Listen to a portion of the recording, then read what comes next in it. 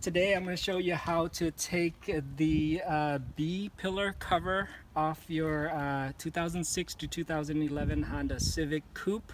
This is for the 8th generation. So first thing what you're going to do is just have to open the door. So in order to do that, all you just need is a Phillips screwdriver, and then you're just going to loosen this screw down here.